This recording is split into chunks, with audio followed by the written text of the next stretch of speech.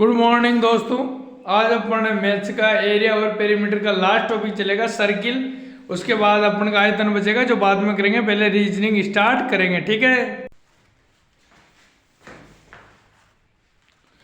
Good morning बच्चों। आज हमें वो एरिया और पेरीमीटर का लास्ट पार्ट बाकी था सर्किल, तो वो अपन कंप्लीट करवा रहे हैं। देखो इतने क्वेश्चन करवाना ऑनलाइन में पॉसिबल नहीं है, क्योंकि यार लिखना भी पड़ता है, फिर उसको पॉज करके वीडियो को एडिटिंग करनी पड़ती है, तो यहाँ कम क्वेश्चन होंगे।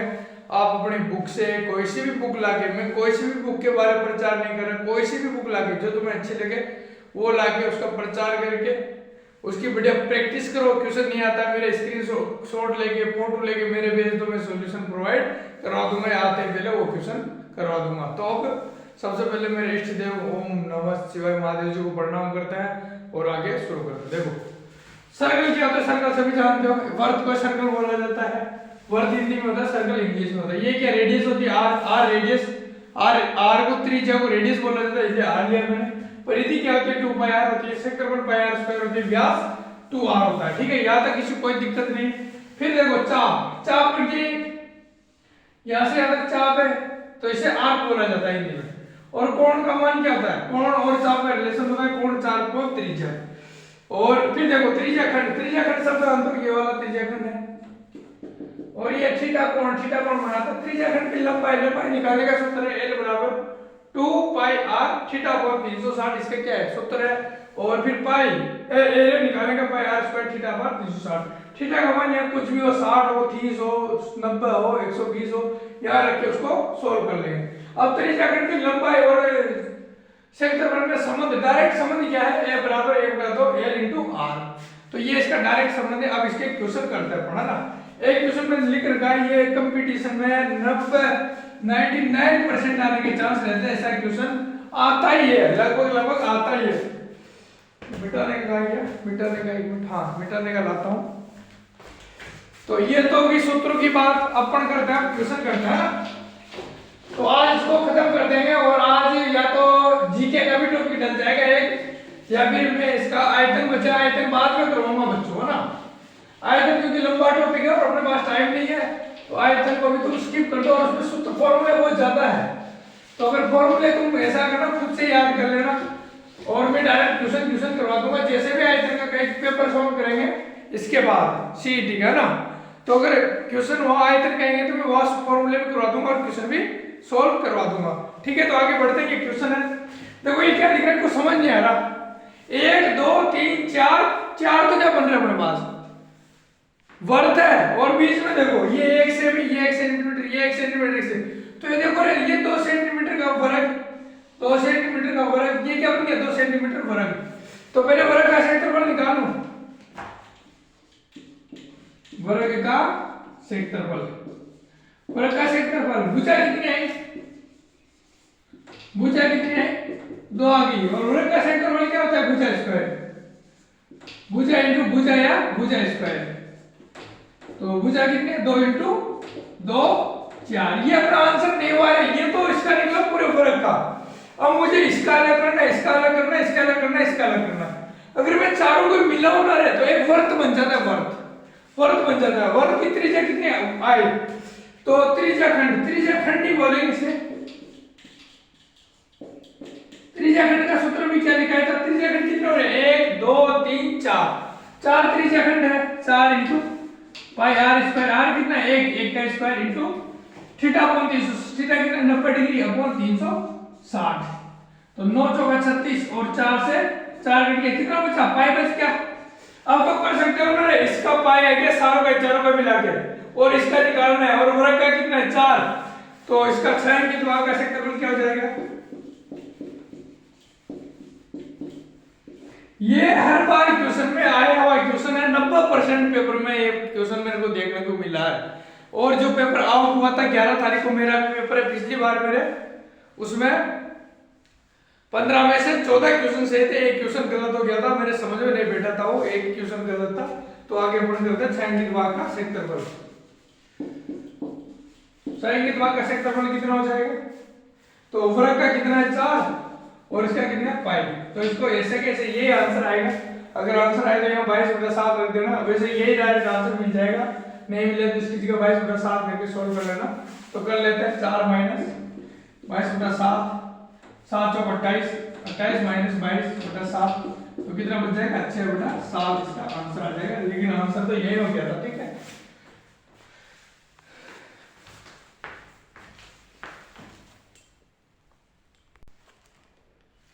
दोस्तों एक क्वेश्चन है, ऐसे क्वेश्चन भी परीक्षा में डायरेक्टली पूछ लिए जाते हैं।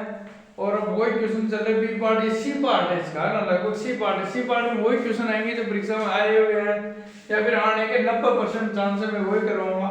फालतू के मैं तुम्हें इजी करवा के ये नहीं करवाना चाहता कि हाँ हमें आने लग गया। आने का मतलब वो नहीं है जो सिलेक्शन निकाल के देता है वही जीतता है। और ऐसे नहीं मैं इजी करवा दूंगा आपको, परीक्षा में एक ही नहीं मिले फिर मुझे गाली निकालो पेपर में, सर ने ऐसा क्या करवा दिया, सर ने ऐसा क्या करवा दिया। तुम जो मैं करवाता हूँ प्रैक्टिस करो। आज लगभग सीईटी का ये लास्ट, ग्रेजुएशन सीईटी का लास्ट है। मैंने 12th का सिलेबस देखा, तुम्हारे से 12th में ज्यादा है मैथ्स, 12th में तुम्हारे से ज्यादा मैथ्स है। तो मैं 12th का मैथ्स भी करवाऊंगा, लेकिन पहले ग्रेजुएशन की रीजनिंग करवाऊंगा, उसके बाद 12th का मैथ्स स्टार्ट करेंगे। क्योंकि 12th में भी तो मार्च अप्रैल में बता रहे पेपर और ग्रेजुएशन का जनवरी में बता रहे, तो पहले मैं जनवरी का।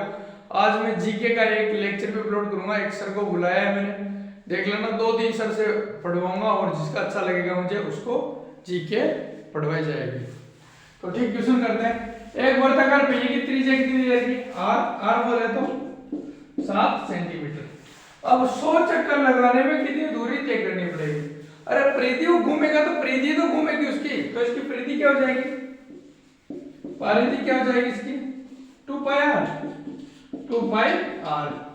2 पाई का मान 22/7 इंटू 7 तो कितना आ गया 44 आ गया। एक चक्कर में 44 घूम रहा है तो 100 चक्कर में कितना घूमेगा,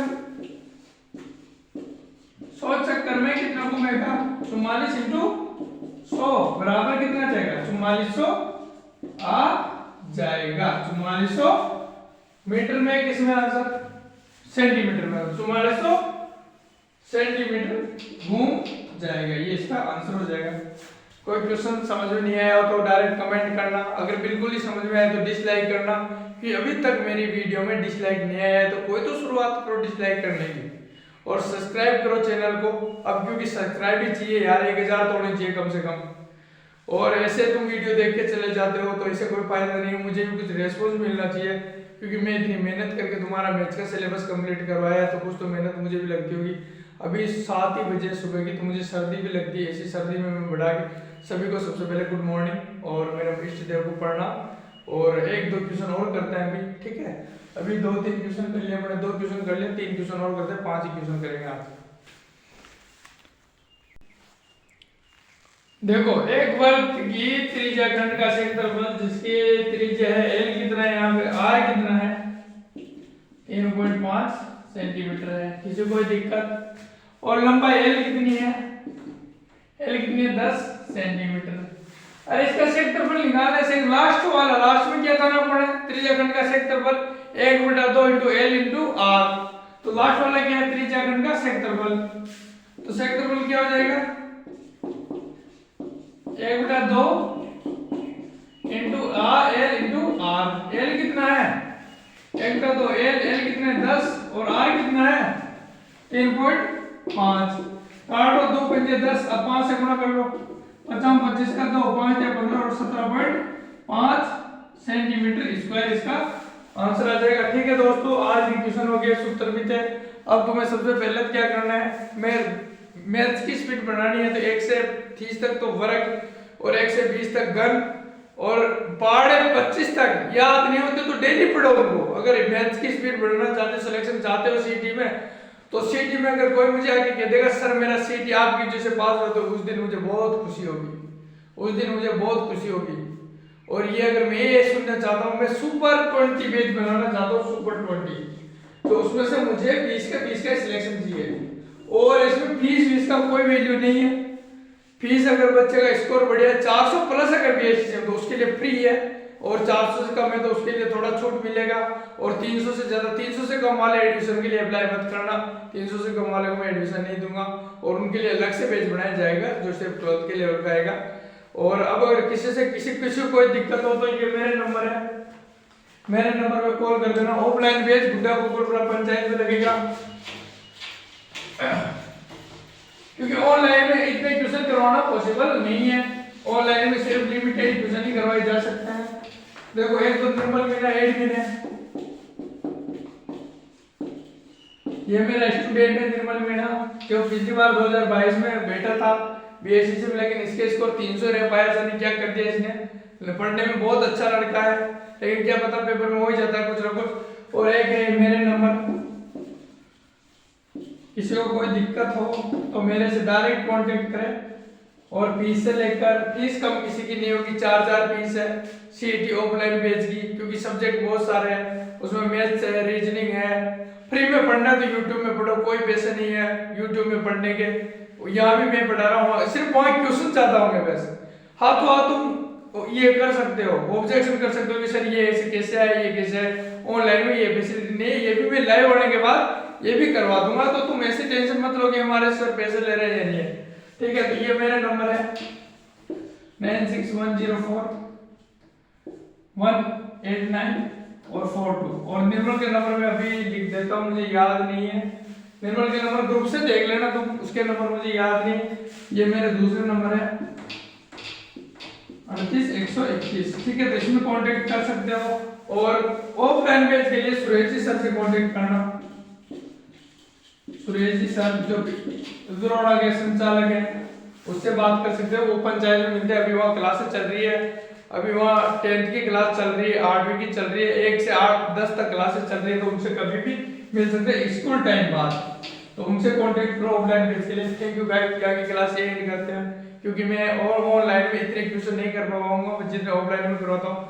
thank you guys, best of luck, CET के लिए बढ़िया से तैयारी करो और करके दिखाओ। जो तुम्हें कहते हैं कि कुछ नहीं कर सकते, उनके लिए करो, तुम्हारे पड़ोसियों के लिए करो और मम्मी पापा के लिए करो जो तुम्हें ये कहते हैं कि मेरा बेटा कर सकता है। मम्मी को विश्वास रहता है कि मेरा बेटा करेगा। Thank you guys, best of luck.